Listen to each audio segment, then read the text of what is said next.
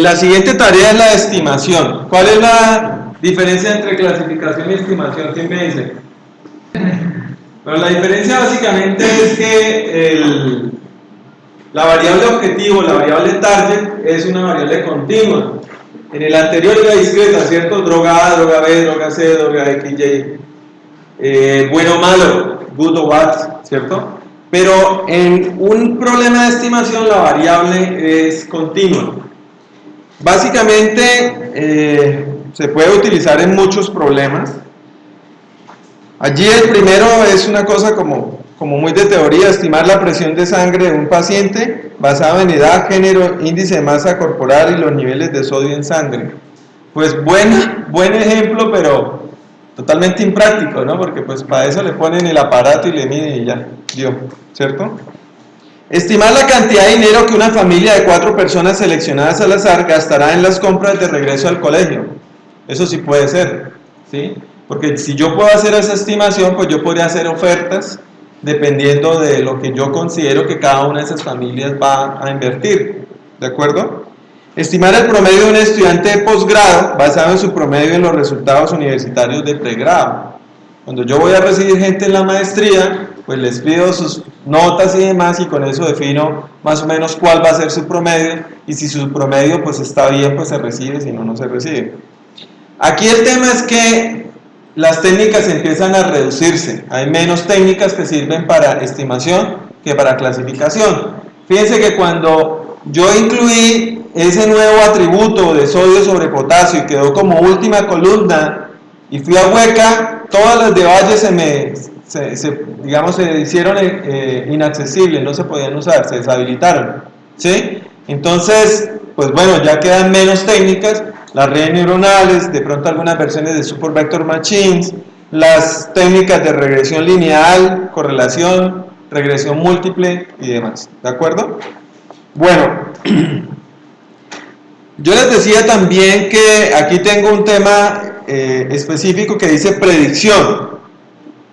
Normalmente todos los trabajos que uno hace en clasificación y en estimación son para el futuro, ¿cierto? O sea, yo estoy tratando de pronosticar o de predecir lo que va a suceder, es decir, yo defino de la base de datos un conjunto de reglas y con esas reglas las aplico a los nuevos clientes. ¿Qué estoy haciendo? Pues tratando de pronosticar a esos clientes qué tipo de cliente va a ser, si va a ser buena paga o mala paga para prestarle o no. Digamos que eso va en el futuro, ¿de acuerdo?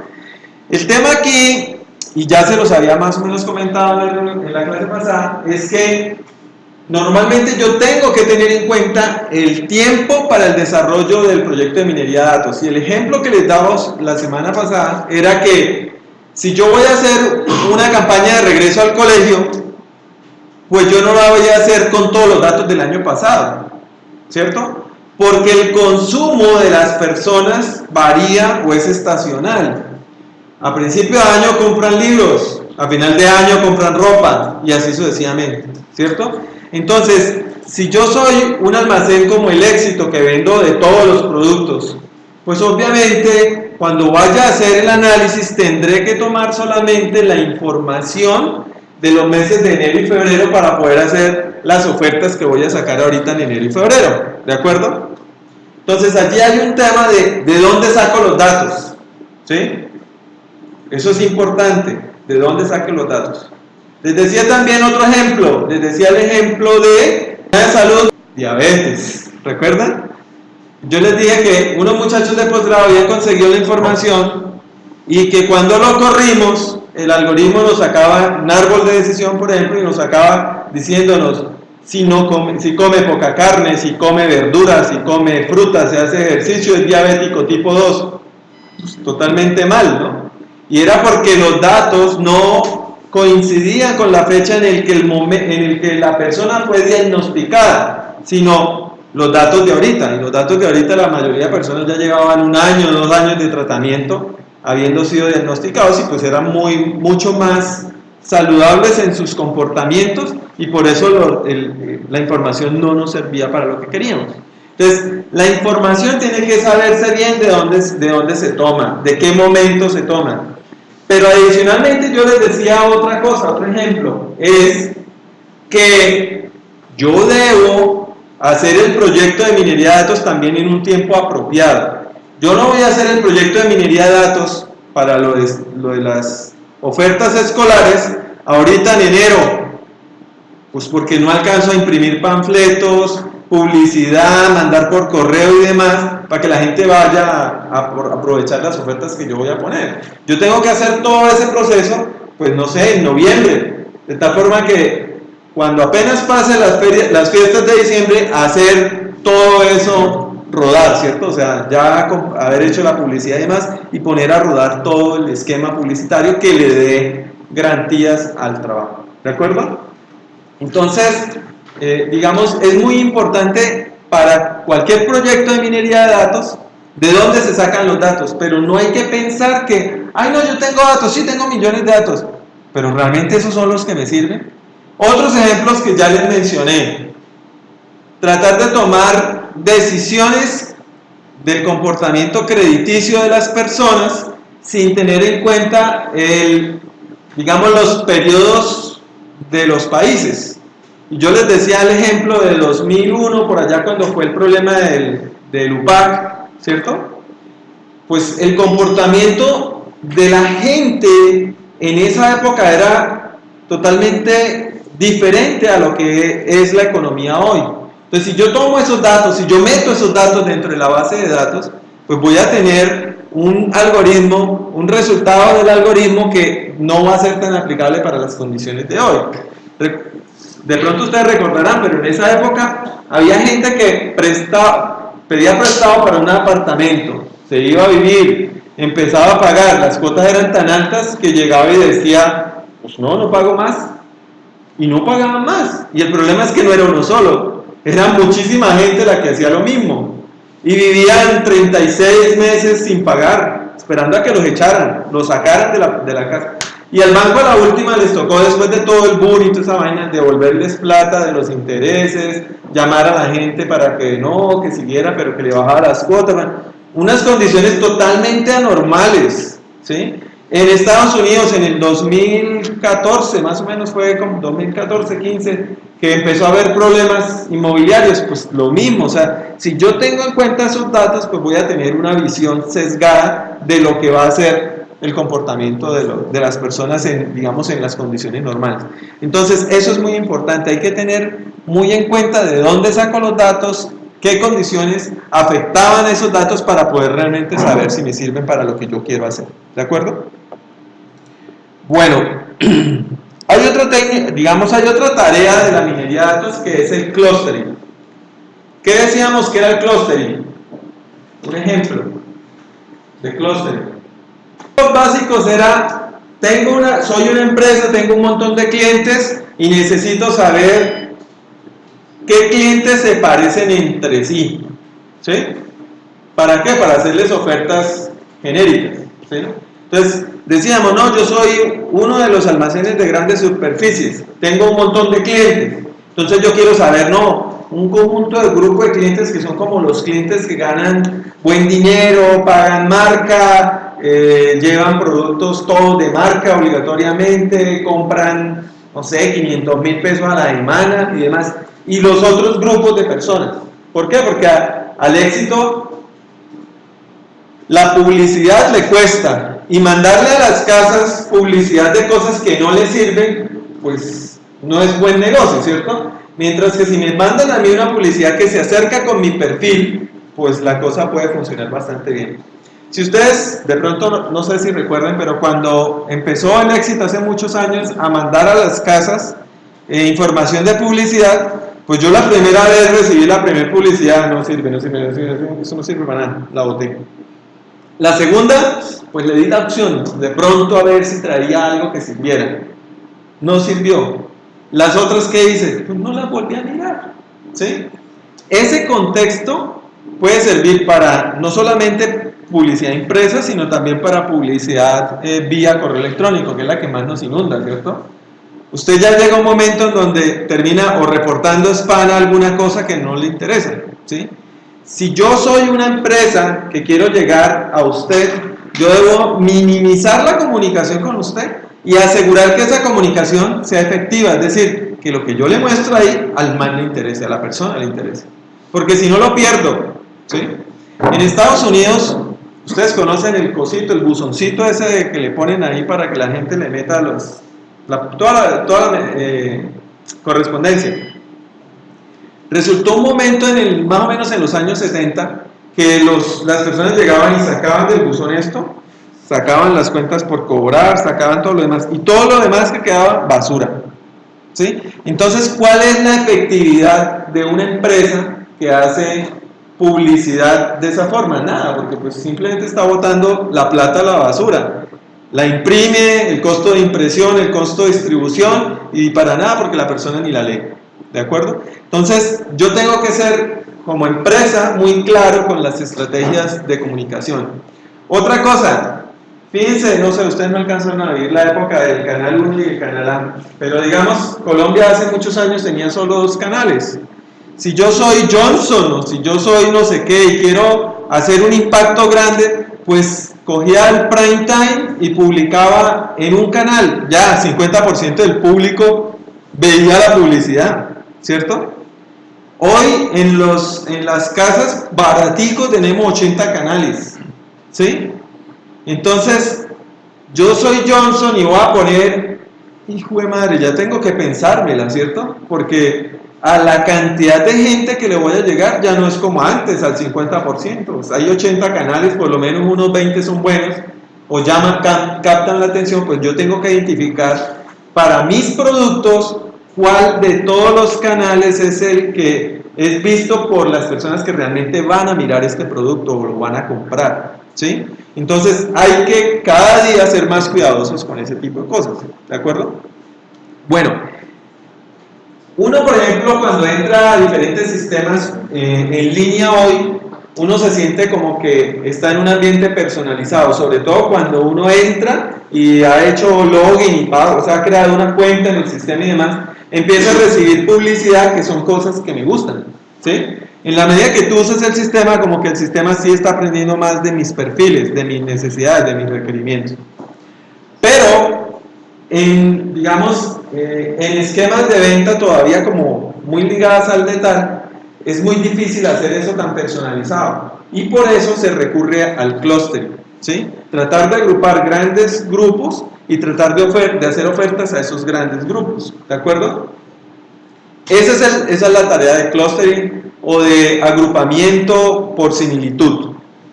En este problema, en esta tarea, no existe variable objetivo. Entonces tú tienes una tabla con un montón de registros y un montón de columnas, pero no hay una variable objetivo. En inteligencia artificial también se conoce como aprendizaje no supervisado, mientras que clasificación se conoce como aprendizaje supervisado. La idea de cuando usted corre un algoritmo de clustering es tratar de agrupar los datos de tal forma que fíjense en esta gráfica que hay aquí al lado derecho. Este es un grupo, digamos, un grupo tiene que tener las flechitas punteadas lo más pequeñas que sean, es decir, los que pertenecen al grupo están muy parecidos entre sí, o sea, los grupos son muy compactos, ¿sí? Pero además, el algoritmo busca, o los algoritmos que uno debe utilizar deben buscar que los grupos estén muy lejos de los otros grupos, ¿sí? Al estar muy separados de los otros, para el minero es más fácil identificar qué los hace diferentes, ¿no? Como decía Plaza Sésamo, una de estas cosas no es como las otras, básicamente, porque tú tienes un montón de datos y tienes que tratar de identificar cuáles son las características de cada uno de esos grupos. ¿Para qué? Para al final usted ponerle una variable de clase o una categoría. Entonces, a toda la gente que quedó en este grupo voy a decir, no, estos son el perfil 3A, que son los que ganan y gastan a la lata y 3A, el perfil no sé qué, el perfil... Y así yo tratar de identificar cuáles son las costumbres o las formas como consumen nuestros clientes. Esto se utiliza en muchas ocasiones, el clustering se utiliza, creo que en la mayoría de las ocasiones, como un paso intermedio de un proyecto de minería de datos que busca clasificación. ¿Sí? Son muy pocos las circunstancias, específicamente esas, segmentar mercado, pues yo tengo una empresa y quiero segmentar mercado, pues allí se usa para eso, ¿sí? Pero a la final, cuando tú estás segmentando mercados, tú llegas a unas variables de clase, o sea, le estás poniendo los atributos a los clientes una clase. Entonces ya después tú coges esa información, la refinas y eso termina convirtiéndose luego en un proyecto de clasificación, ¿de acuerdo? Excepto cosas como la siguiente. Voy a mostrarles un sitio web. Este sitio web utiliza el concepto de clasificación de páginas web. Entonces yo, no sé, entro acá, voy a buscar, no sé, por Java. Él es un metabuscador, es decir, él utiliza por debajo o a Google, o a Yahoo, o a Live, o el que sea, o inclusive puede usarlos a los tres, hace la consulta sobre ellos tres, trae los resultados y los organiza en grupos. Entonces, sobre libros, Wikibooks, sobre Java y así sucesivamente. Aquí podríamos mirar, no sé qué otros temas hay de Java. Ve, raro, no salió por ejemplo de la isla de Java. O sí, no lo veo.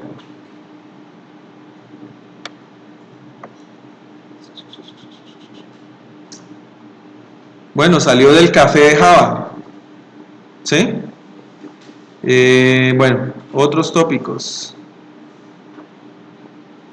Entonces, en este caso, este metabuscador coge la consulta del usuario, se la manda a unos buscadores tradicionales, Google o Yahoo o lo que sea, se trae las respuestas y las organiza en grupos, de acuerdo a la relación que tienen cada uno de ellos.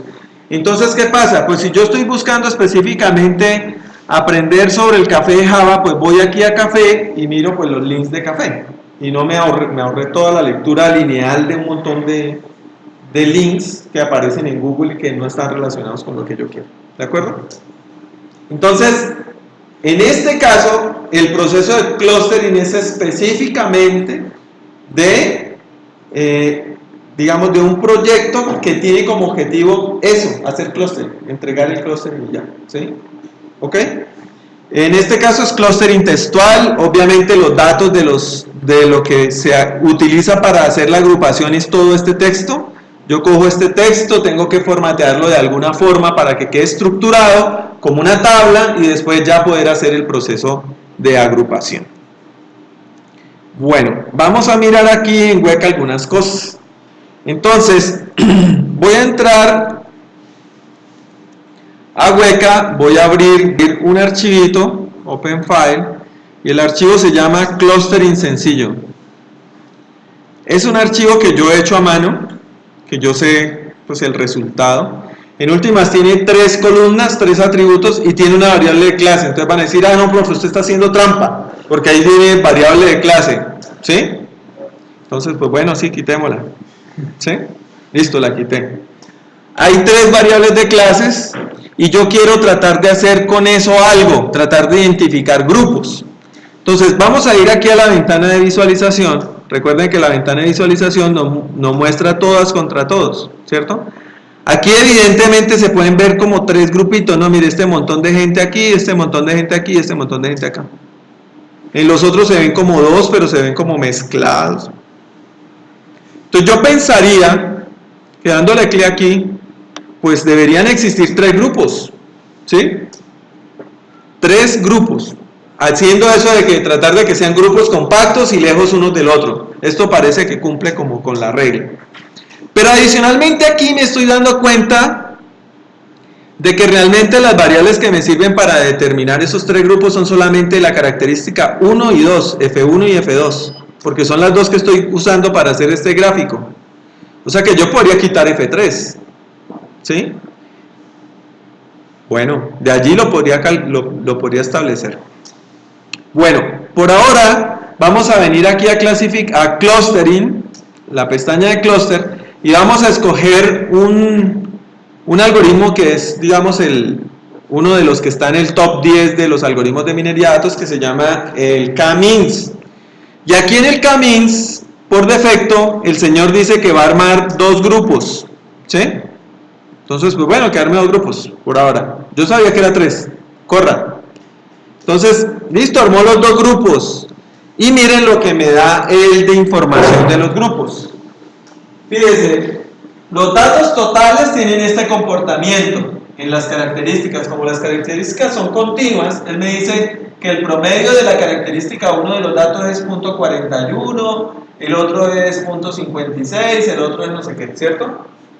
Ahora, si él arma dos grupos, el primer grupo lo armó con 100 registros. Y en la característica 1, el valor es digamos que la característica 1 fuera compras al mes. Y ellos compran solamente, no sé, 200.000 pesos al mes. Mientras que el otro tiene .83, que correspondería, no sé, a 800.000 pesos al mes. Pues yo ya encontré una característica que los separa, ¿cierto? Este grupo tiene recursos limitados o compras limitadas, este sí es más agresivo con las compras. Entonces, este trabajo de ponerme yo y mirar esta tablita, que es lo que me entrega el algoritmo, es la que a mí como minero y al experto del área, por la que nos pagan, mejor dicho. Porque tenemos que de allí mirar e identificar qué es lo que sucede.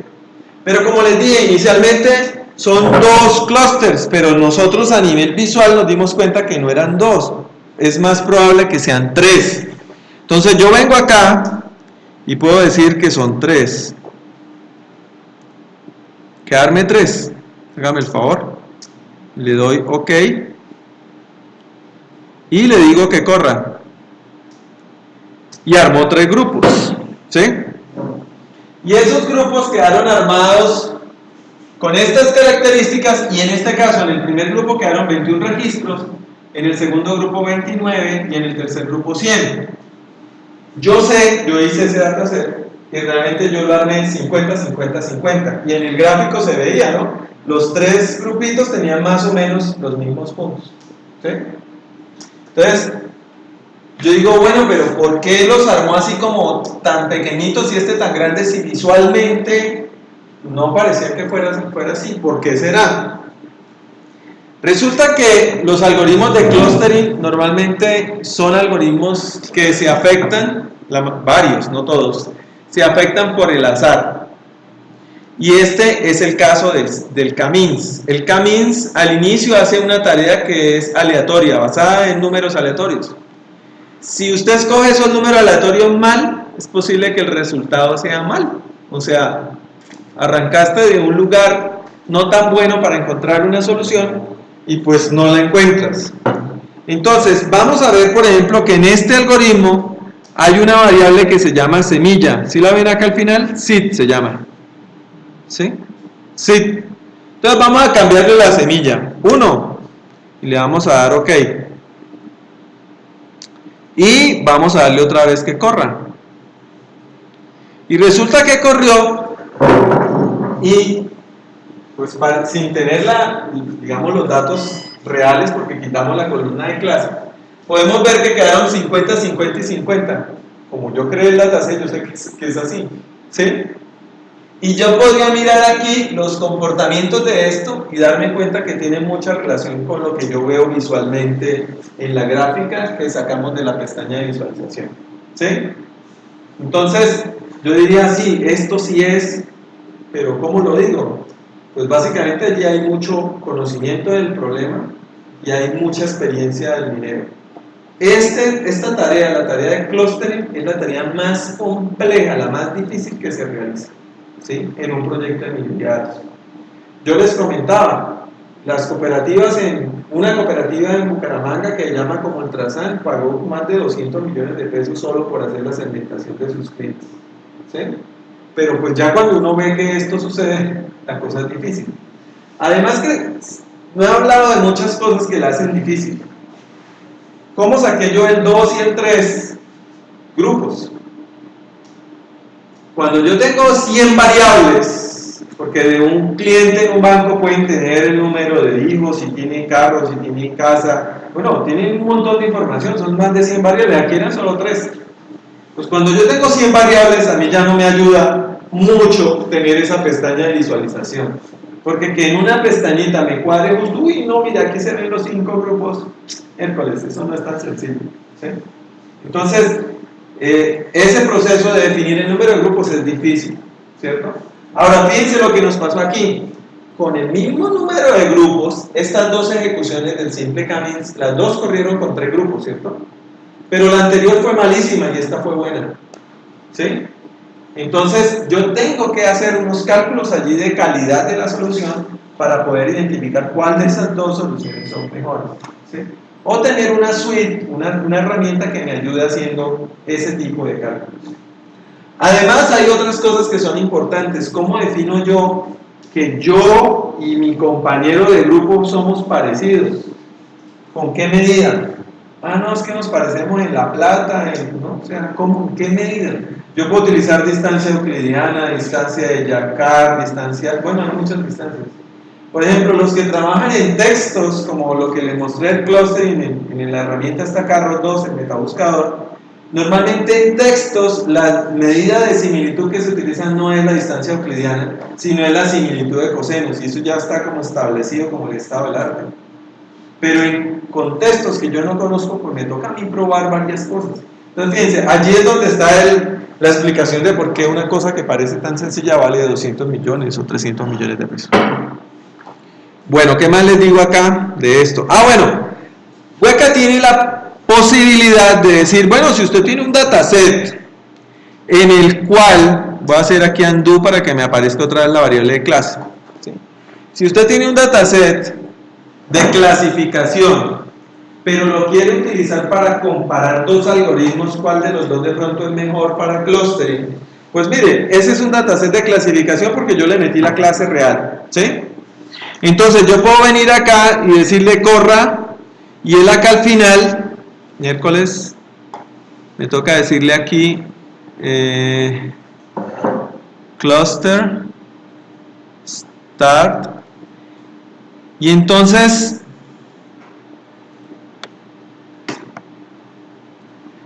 le pongo acá esta opción, mire, clases a clusters, la evaluación de clases a clusters, y le digo cuál es la columna que tiene la respuesta ideal, ¿sí? Entonces le digo corra, y entonces además de sacarme la información de los grupos, me saca una matriz de asignación de clusters y me saca unos errores cometidos. En este caso no tengo errores, ¿sí? Pero cuando yo pongo aquí la otra semilla, que era la semilla de 10 en este caso, y lo corro, y le digo que corra, pues tiene un montón de errores, y era la misma ejecución con el mismo número de grupos, ¿sí? Entonces, des en cuenta que la cosa no es tan sencilla, ¿de acuerdo?